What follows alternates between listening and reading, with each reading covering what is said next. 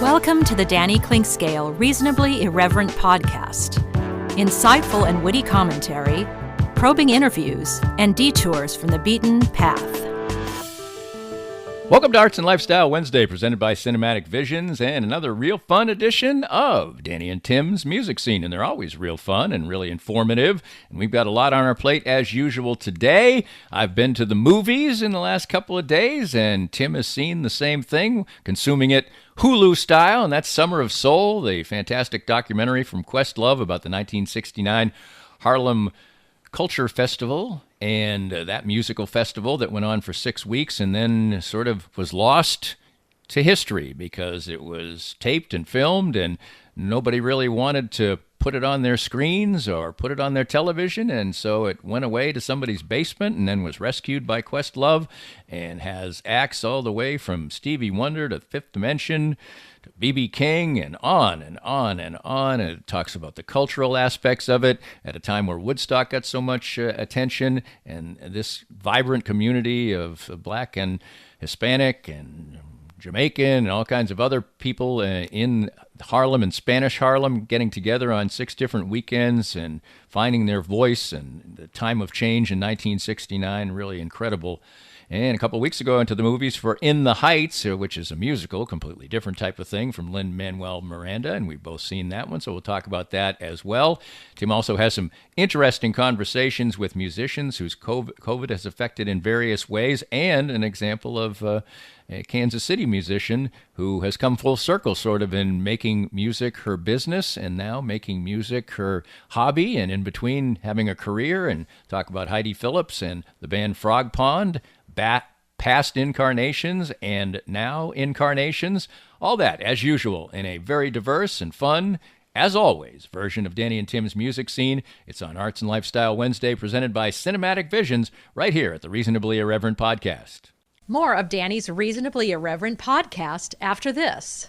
Cinematic Visions has been an affordable solution for professional media production in Kansas City since 2003, offering award-winning video production and creation, as well as a wide array of digital and social media management services. From planning, scripting, filming, editing, and post-production, to delivering your product to a watching world, Cinematic Visions will provide professional and affordable services for you and your business with the necessary return on investment to make it all worthwhile. Cinematic Visions' goal is to unlock the power of storytelling through video and a strong online presence for your company. Beyond the numbers, they want to inspire and evoke your clients to feel and act. Let my friends at Cinematic Visions embed your brand where it belongs, in your customers' minds.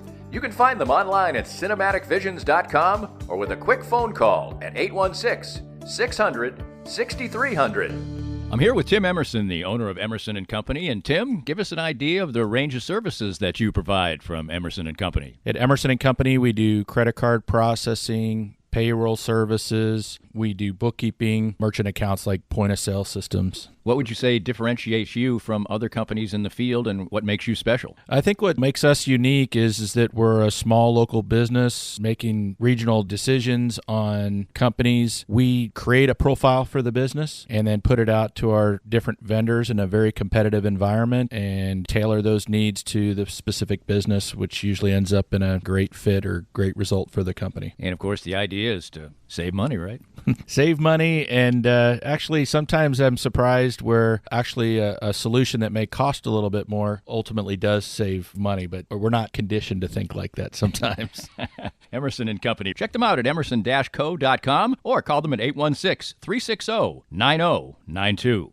Let's have a brief conversation with David Schmidt from Pro Millennial. David, what differentiates you from other financial organizations? I would say the passion we have for seeing our clients succeed is probably paramount to what we do here. There's no joy greater than watching a client accumulate wealth. I had a client that I've had for many years was able to buy his dream warehouse. Nothing too extravagant, but we had a savings plan in place and was able to see him fulfill his dreams. And what else motivates you in this industry? Well, lately it's been finding out inconsistencies in the marketplace, ferreting out some more than questionable ideas out there that what we're seeing with Bitcoin and a few of these other cryptocurrencies right now. I'm in the opinion where if it's untraceable, it really needs to be regulated in a big way right now. To get more information and advice from David, visit promillennial.com or call 816-221-7775. That's 816-221-7775. We're here with Michael Barber, the CEO and founder of Microlight Corporation of America, the world leaders in laser therapy.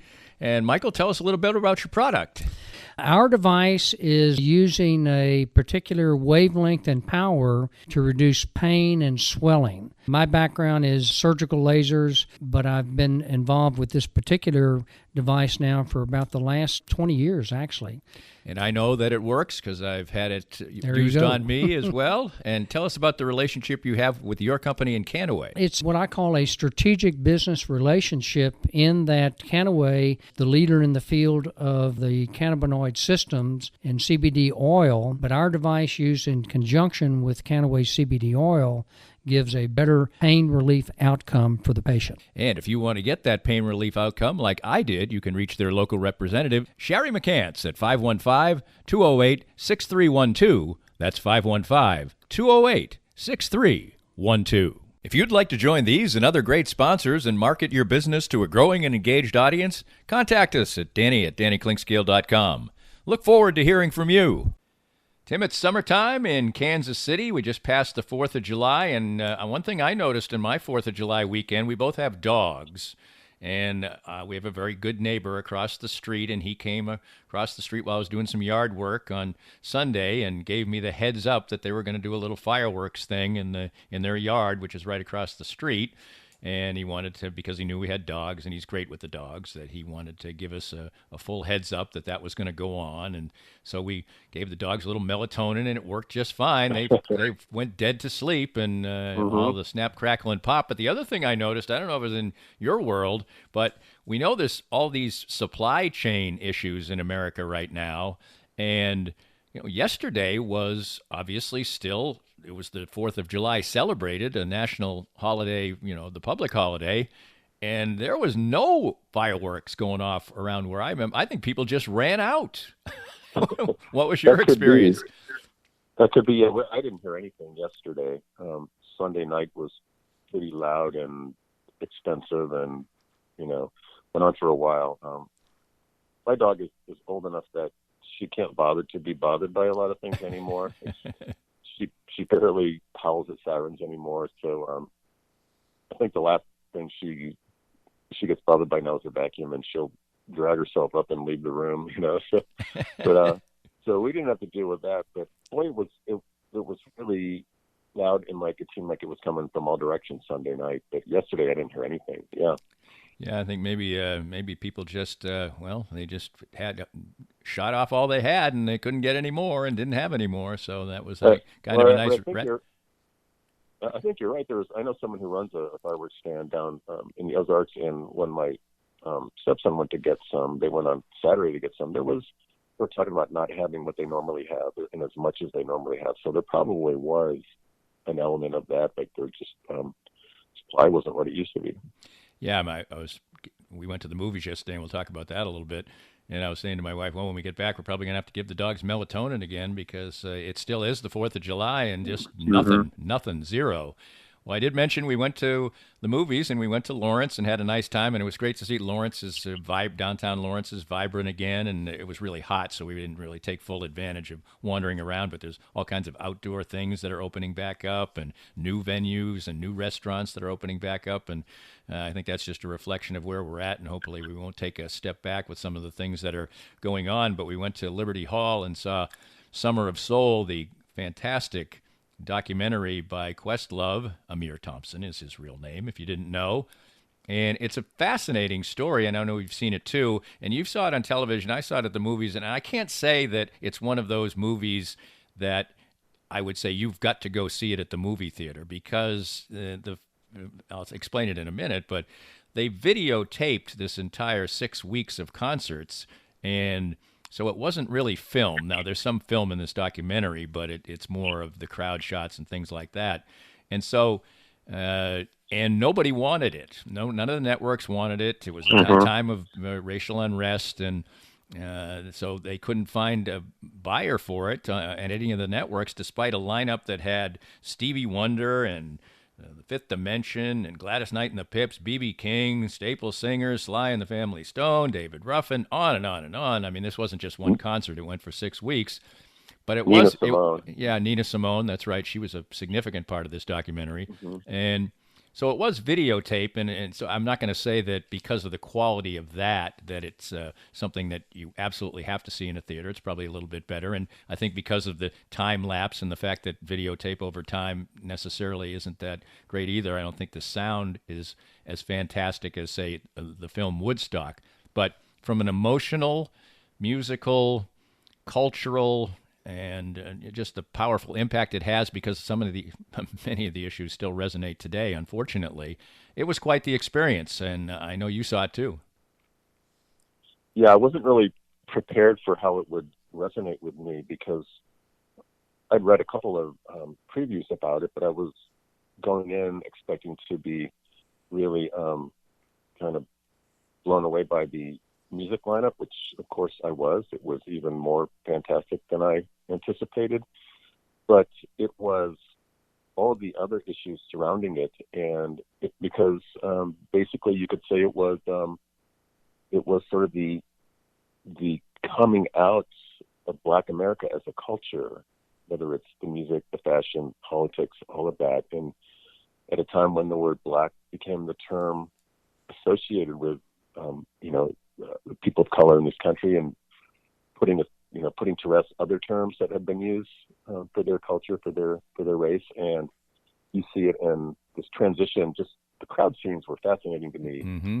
The crowds were so composed. They were just so thrilled, elated to be there among each other, watching the music and listening to the music they were hearing. And but you could see, it's when there were like the old school people really dressed up in fedoras and suit coats and some in ties, even though the weather was hot. And then you saw how Black culture had taken the whole hippie fashion into its fold and done with it what they wanted to do with it. So you saw this mingling of two generations, I guess.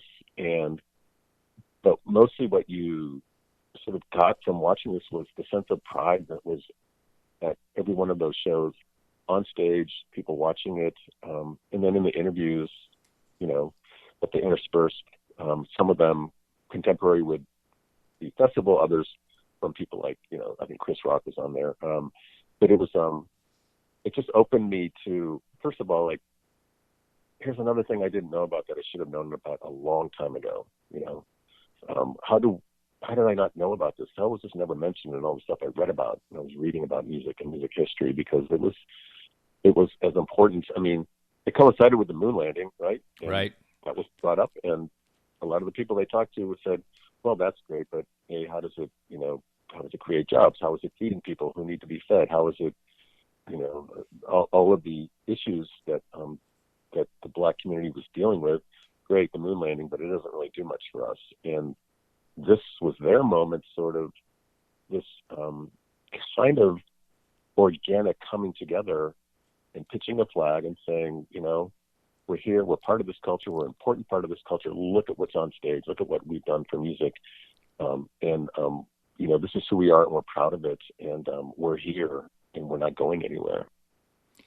Yeah, set in 1969 and basically 100 miles south of Woodstock at the same time. Now, the difference is Woodstock was one festival, and this was a festival that was done over the course of 6 different weekends, and the logistics are incredible, and they get into Mayor Lindsay and how he supported it and getting, which coffee company was it? Maxwell House Coffee, I think, was a big sponsor. And there were all kinds of things like that. And, you mentioned the differences in the cultural things with the suit and ties and the dashikis and things like that. But the other, and there was a long segment, and in my mind, it was maybe just a tiny bit too long about the gospel aspect of it, but it really set the tone for the the spiritual uplift that the people were getting from this particular thing.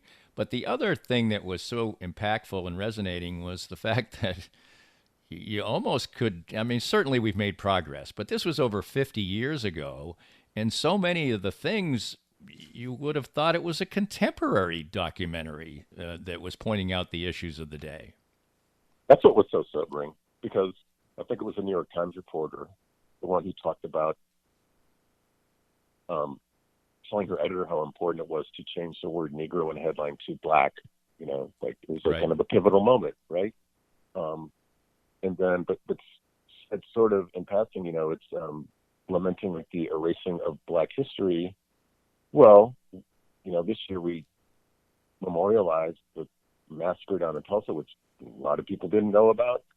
There's this, and also we're talking about that right now too in a lot of different ways. And no, you're right. There's a lot of stuff that was said in that movie about 50, what was going on 52 years ago, that absolutely is in the conversation right now. So that was really sobering and a little depressing. Like, yeah, I was alive back then. I remember those times, and it was so long ago. There was a point in my life where I figured, well, at least we've evolved from that, but how far have we evolved? And this movie makes me wonder even more. And there certainly are some incredible musical moments. I mean, David Ruffin's version of My Girl and his falsetto was just staggering. And then the film opens with Stevie Wonder, who's sort of in transition between being little Stevie Wonder and then the super political Stevie Wonder, and him playing a drum solo and an incredibly good one, and making you think, well, I didn't know Stevie Wonder had a little Prince in him. I mean, he can do. And they had Sheila E. on there, and so if you just love the music, you had that too. For instance, one of the things I thought was great was that Gladys Knight and the Pips did "Heard It Through the Grapevine," but it was far from the recorded version. I mean, it was so much more soulful, and the dancers, I think, made a concerted effort not to be completely syncopated like they might have been. And it was, there were just, one incredible musical moment after another. If you don't even want to dig into the politics, which was incredibly impactful, but the musical events were also fantastic.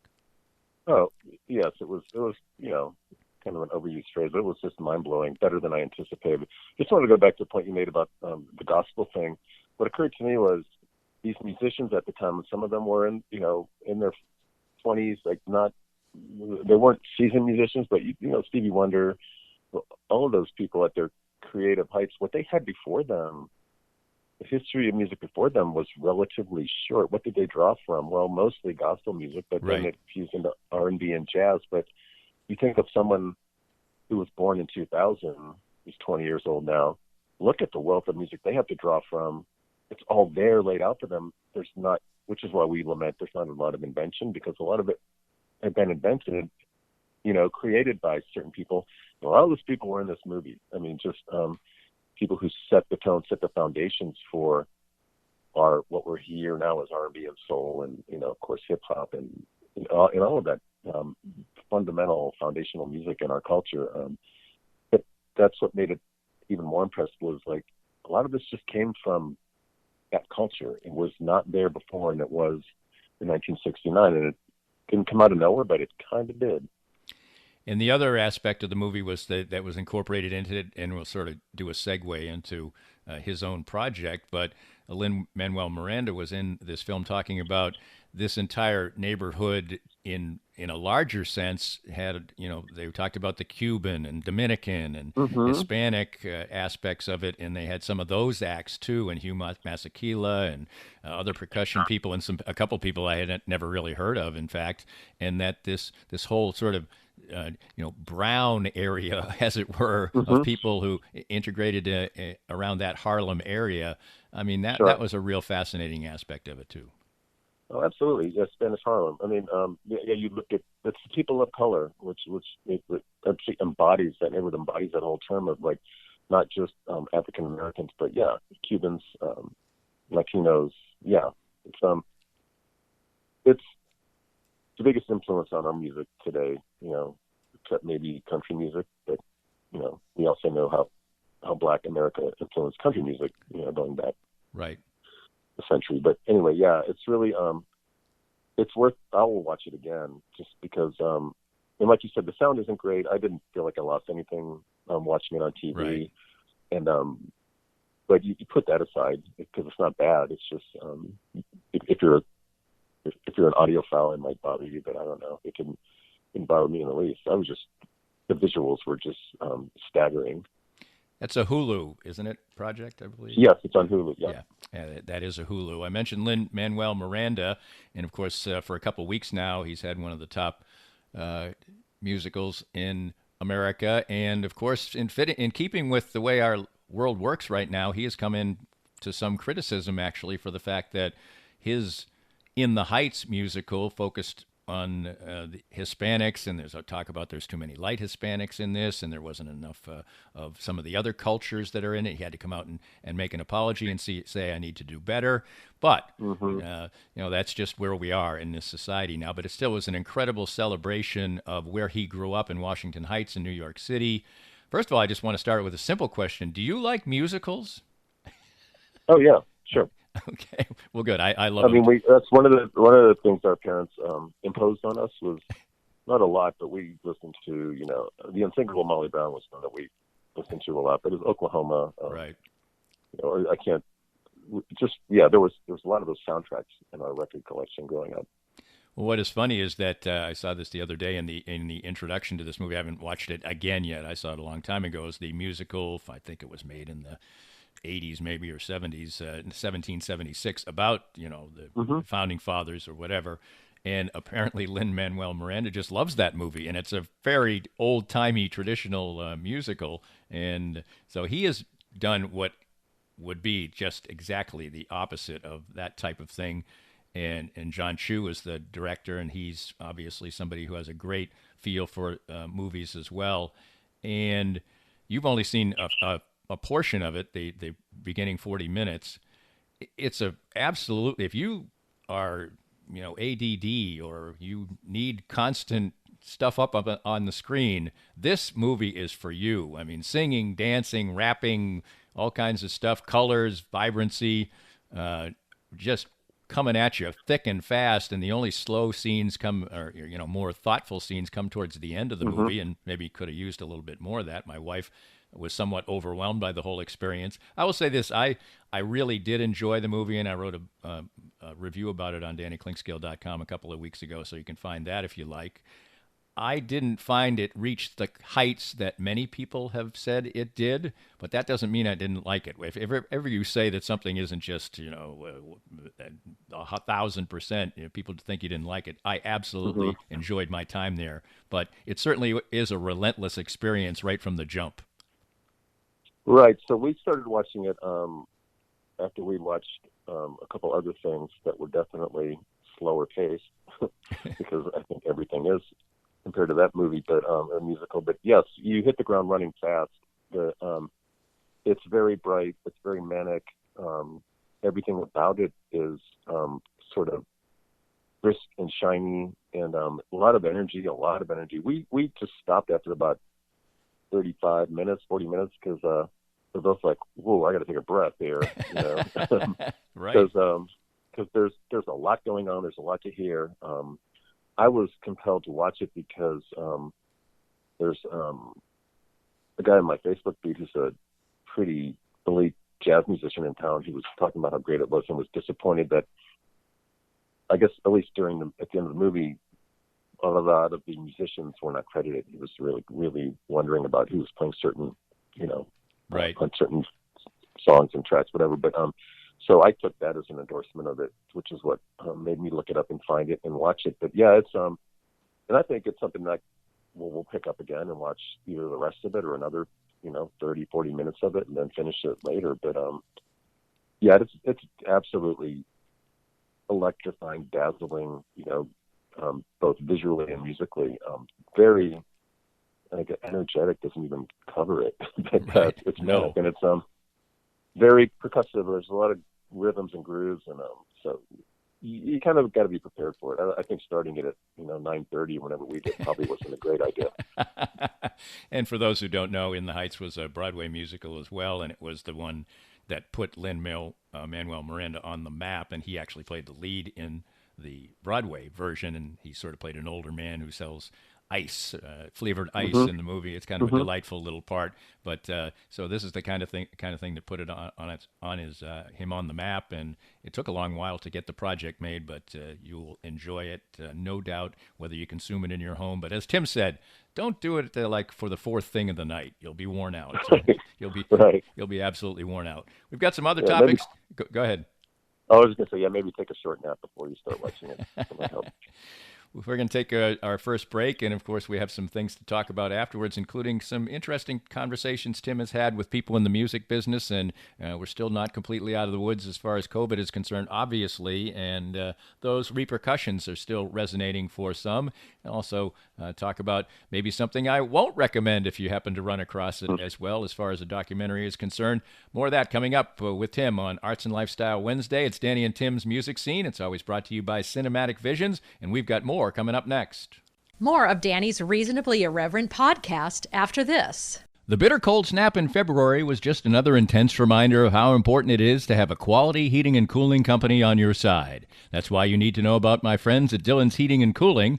Jeff Dillon and his top quality staff provide honest, affordable, and reliable service all year long. Their number one priority is taking care of the customer and focus on being genuine, always following through and standing behind what they say and do. If you need HVAC or AC repair, it's important you get help from a team of professionals. Dillon's Heating and Cooling's team can walk you through a range of products, the advantages of heating and cooling systems, and ultimately help you find the best HVAC system for you. They're always glad to answer your questions and set up an appointment for an installation consultation. Whether you're looking to upgrade to a newer model of your current system or need one installed in a new home, give my friends at Dillon's Heating and Cooling a call today at 913-214-0529. That's 913-214-0529, or visit dillonsheatingandcooling.com to answer all of your questions. Dillon's Heating and Cooling. Their slogan is their goal, always treating you like family. Most of us have experienced auto accidents, and it's no fun. And even less fun is trying to work on the insurance aspects afterwards and getting full value after an auto accident. I'm here with David Cowan from WreckExpert.com. And David, you have an unusual and important niche for people after an auto accident. We have a passion to teach car wreck clients what they deserve. Getting your car repaired only fixes the damage and the paint. Getting paid for your car's loss in value is called diminished value. Chances are you've never heard of this before because most people aren't looking out for you. We help people collect thousands to tens of thousands of dollars for their car's loss in value after the wreck. And if somebody wants to come to you for that, what's the original assessment cost them? We offer a free review of any insurance claim to see how we can help. You can't beat that. Great expertise and assistance in getting full value after an auto accident from David Cowan. Visit WreckExpert.com and learn more. Hey everyone, this is Matt Llewellyn for the 23rd Street Brewery. Thank you so much for supporting local restaurants, especially through this pandemic. And you know what? We're almost through it. At the 23rd Street Brewery, we have brought in a few more tables. You can wear a mask if you want, or not. It's your choice. Other than that, we're open 11:30 every single day. So come see us at the 23rd Street Brewery in Lawrence. I'm here with Joe Spiker, owner of Easton Roofing, and boy, we had to negotiate a million things in 2020, but Easton Roofing navigated them all. As 2021 rolls out, what should we expect this coming storm season? Well, Danny, it'll be the same thing as it is every year. The storms come, and you've got the guys out knocking on doors offering quote-unquote free inspections. Be wary as a homeowner. If somebody's knocking on your door, they probably need the work, and if they need the work that bad, they may be willing to do something untoward to get it. So if somebody knocks on your door, says they want to give you a free inspection, just tell them have a great day and give us a call. We'll come out for free and give you a good, honest opinion as to whether or not you need to do anything at all with your roof. And what's the best way to get in touch with Easton Roofing? You can always find us online at eastonroofing.com or give us a call at 913-257-5426. Easton Roofing. Integrity matters. If you'd like to join these and other great sponsors and market your business to a growing and engaged audience, contact us at danny@dannyclinkscale.com. Look forward to hearing from you. We're back with Tim, and I mentioned before the break that I was going to give a non-recommendation to a documentary, and we don't often do that because we like music documentaries, and They provide a lot of information and entertainment and everything, but I did recently see one called After the Crash about the Allman Brothers, and it's from Access TV. I don't know whether it was because it was kind of a British production or people like to focus on things besides music, but there wasn't nearly enough music in it talking about After the Crash and the death of Dwayne Allman. And they focus far too much, for my liking, on the business and internal squabbles aspect of the band, and I found it very unsatisfying to the point where I didn't even decide to save it so that my wife could decide whether she liked it or not, and that's always disappointing. But we get a lot of great stuff too, and we have a lot of things that have been a aspect of COVID that have certainly been horrendous, and a few that have been very good as well, and sometimes it also creates, Tim, a change in the way people's outlook is in their lives, and that can happen with musicians too. We went for a long time where people who were around the music business or musicians themselves really couldn't apply their trade, and they'd have to look elsewhere. And for some of them, maybe it created a life change, which can be good or bad. Yeah, I think the consensus was, and it probably is among professional musicians, and I include those people I know, Kansas City, who make a living playing around town and maybe going out of town a little bit, but all they do is just play music and record music. So consensus seemed to be, boy, I can't wait till COVID's over. I miss live performances so much, and I miss doing what I've been doing all my life. But, over the last 10 days or 2 weeks or so, I've talked to several people, some of whom work behind the scenes, as runners or as sound people or lighting people, tour support, who have told me that one of the things that the touring industry is facing right now, and it hasn't come to a head yet, but it might later, is with so many shows coming at once, a lot of people have decided not to come back. And primarily it's the contract workers who aren't full-time staff workers, who are working, getting paid per show, no benefits, things like that, making decent money and working in an industry that they love. You have to be a music lover to do that lifestyle.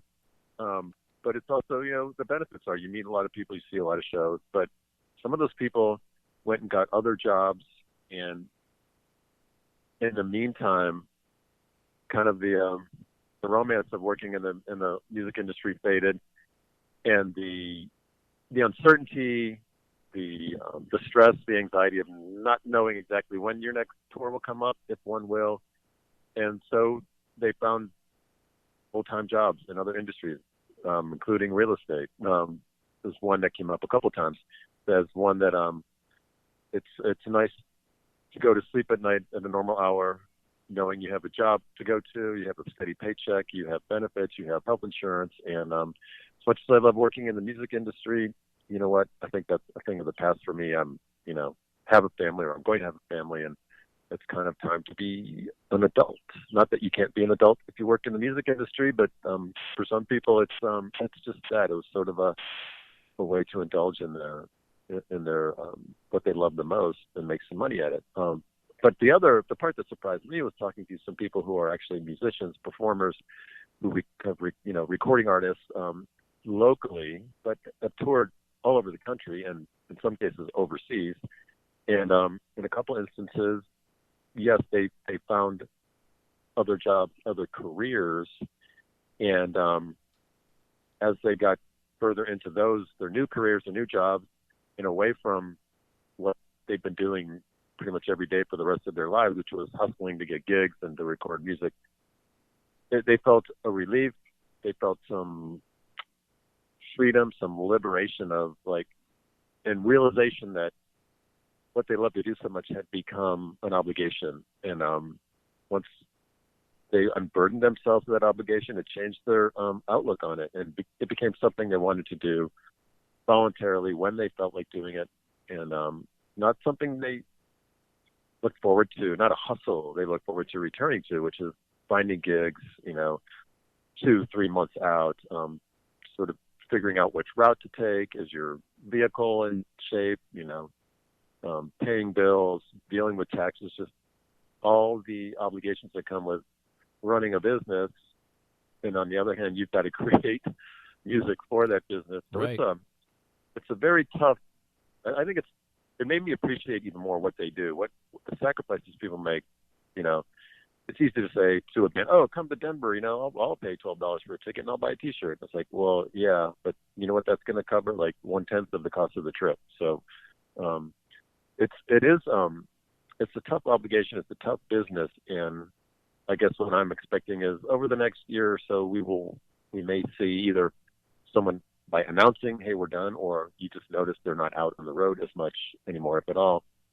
Because people have, moved on to other goals and other professionals, other professions, and they're doing other things because, as romantic as it is to be a live music performer, it's not a stable lifestyle unless you're, among the elite and the well-paid. So I think that's just one of the other reckonings of the COVID and the quarantine and the isolation is this kind of cold realization of I was putting up with a lot, and I guess at this point I don't have to, and I don't think I want to. Do you feel like there was also a certain uncertainty as what world they were re-entering?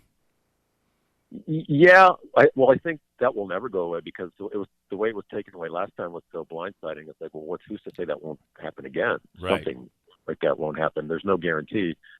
Yeah, we're not signing any contract that says you won't go through that again for 5 years. It's like, who knows? And there's also, venues. What venues Right. will be out there? The landscape is very different, and I don't think anybody has the faith in that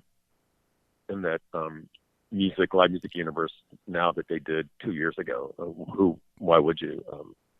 It's going to settle itself eventually, but everything's so up in the air now. I mean, just look at the huge bands that are out now all at once. That everyone's scrambling to sort of find a place. It's kind of a musical chairs thing. Who's going to be left standing with nowhere to go? And that's kind of a perfect segue into one of the great things that you do, and there are many, of course. Tim writes for In Kansas City Magazine, does a feature called Behind the Music, and of course you can hear him on 90.9 The Bridge, you can hear him here, all kinds of places to find his expertise and his sense of humor and all his other good stuff, and I've mentioned a million times that he's maybe the greatest Facebook follow in the history of Facebook. But anyway, on top of everything else. But you do the Behind the Music. They're always great conversations and interesting stories. And one that you did in the latest edition online that I'm looking at right now anyway is Heidi Phillips. Her band Frog Pond is about 25 years old now, and she sort of went a full circle route that was similar for different reasons to what we were just talking about with musicians. Right. So Frog Pond, first record is called Count to 10. It's on a small label. It's just a brilliant record. It's the kind of music like you and I have talked about. It was informed by grunge and also by bands like the Pixies and the Breeders. So it can be loud, it's kind of brash, a little noisy, but it's really melodic. She's a really good melodic songwriter. Their harmonies, I just love it. Really good record. They got some notice nationally. There was a monthly magazine out back then, the mid-'90s called Musician Magazine. They got a nice write-up in that. There were all 4 women in the band, all from Warrensburg or Kansas City, which was, even in the mid-'90s, that was kind of novel. But they got a lot of attention down at South by, put out this first record that was really liked, moved up to the big label Columbia.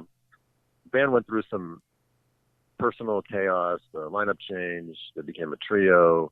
Columbia went through some chaos, and Frog Pond kind of got lost. They put out a second record that's just as good as the first. I love both of the records. And Heidi just kind of emerged as a really good songwriter, but the band fell apart because in 2000 they quit, and it was right after that Napster came in, and the record industry imploded. And she did some other projects on the side, but went off onto her own career, which is she's been really successful at. Like I said, never completely let go of the music thing. Would play solo acoustic or with a band she formed or as a duo. And then this year was the 25th anniversary of the release of Count to 10 back in 1996. It was released, and she announced kind of out of the blue that it was available on streaming on Spotify, which was a huge deal because a lot of people never got a copy of that CD. A lot of the copies weren't produced. If you had one, it was kind of rare and hard to find. So that was just, there was a lot of celebration over that. And it turns out she had been talking to someone in Colombia about it. Anyway, she helped it happen. And then she announced that she formed another version of Frog Pond. They're recording. They're going to, they'll play some live shows around here. Everyone in the band has other things going on, but this is just kind of a part-time hobby thing for them to do for fun. No one has any dreams about making a lot of money or even, making much money, if any at all. So I talked to her about that, the whole process, that whole cycle of you think you're going to make it big, everything's going your way, and then the bottom falls out, and then you're a band, the label lets you go, and you're stuck with this music and back to square one and, discouraged and defeated, and you think the music industry is just kind of a ruthless, cutthroat monster, which it kind of was back then. So, but now she's got music in a different context. The band, this version of the band, she and one of the original members are in it, and 2 other new members, and it's just fun. Like she's exhilarated about music because she can do it when she wants to do it, and there's no pressure to do anything but that. And it's kind of like what I was saying before. That's what some other musicians and performers, that's the conclusion they've come to, is that's the place it deserves to be in my life, not as the central, most dominating force in my life. I don't want it to be a job and an obligation and a commitment that is more of a burden than a pleasure. Great stories as usual, Tim. We always appreciate the time. It's always fun every other week to talk to Tim Finn. As I mentioned, you can read his stuff at In Kansas City Magazine, and that'll probably only start increasing as our world of music increases, and I look forward to it every single time. Talk to you again in a couple of weeks. Sounds good, Danny. Thanks. We hope you enjoyed the latest Danny Klink Scale Reasonably Irreverent podcast. Come back soon for something fresh and new. This podcast was made possible by our great sponsors like Cinematic Visions, an affordable and award-winning solution for professional media production since 2003.